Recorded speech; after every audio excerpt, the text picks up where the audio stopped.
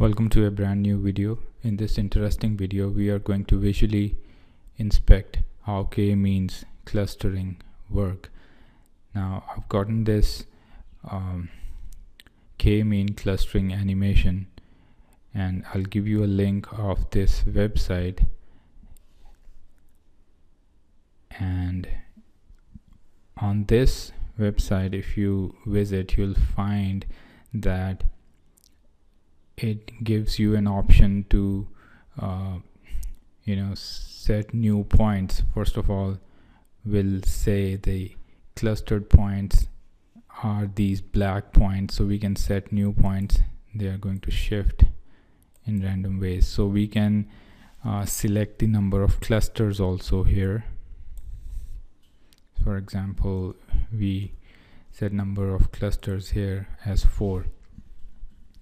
So it is going to randomly place 4 clusters along with some points which are the cause of the problem, because otherwise clustering is pretty easy. We could have clustered this cluster as number 1 and this as number 2, number 3, number 4, but because of the presence of these points which are pretty away from this dense cloud of clusters is what is causing the problem here. So let us say we select the number of clusters to be 3 here, and we select new points here, and if we wish to divide these points into 3 clusters, we'll need to select 3 centroids. You know that by now from the previous theoretical discussions. So we could place these centroids randomly. So these are 3 centroids which are placed randomly, and we could select their positions by clicking on this new centroids button. So it will place these centroids randomly. So I'll place these centroids randomly at this point. Now at step number 1, what will happen is some of these data points, they will be assigned to this centroid. Some of the data points will be assigned to this centroid, and some of the data points will be assigned to this centroid, and depending upon, of course, their distance from these centroids. Now this is what is written here. We need to find the closest centroid to each point and group points that share the same closest centroid, and we're going to do that again and again until the convergence stops. So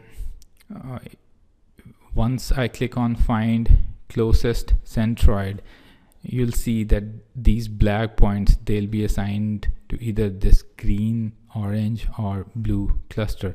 Their color will change. So this is what has happened. So all these points which have turned green, they find this centroid to be closer than any of the other 2 centroids. Okay, now in step number 2, as you are aware, we are going to find the square of the distances of each of these points to this centroid, and we'll calculate the new mean, and this centroid will obviously shift to that new mean. So we'll say update centroid. So all these 3 centroids, they'll shift towards a new position which will be their new mean, and that is calculated by the sum of distances of all the points which are presently assigned to this centroid. So this is what has happened.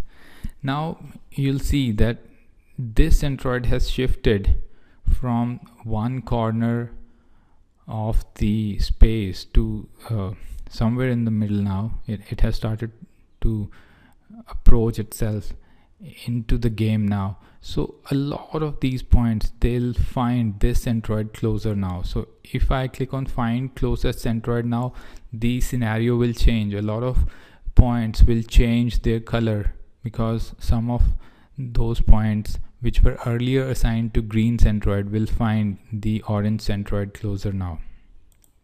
So this is what has happened. So if I update the centroid once again, they should shift again.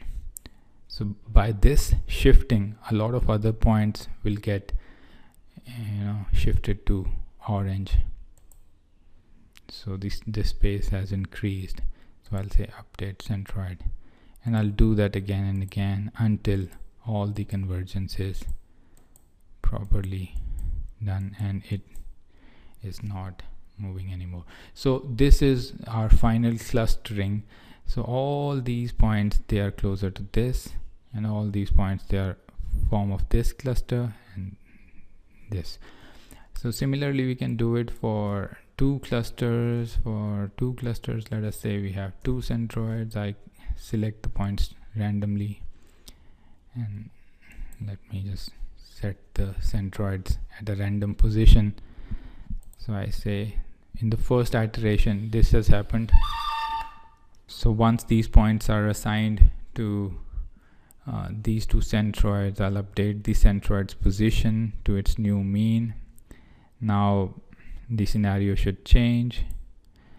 Now a lot of points have changed their priorities, so I'll keep on updating the centroid until it is completely converged and it does not move any further. So that is how k-means clustering is visualized in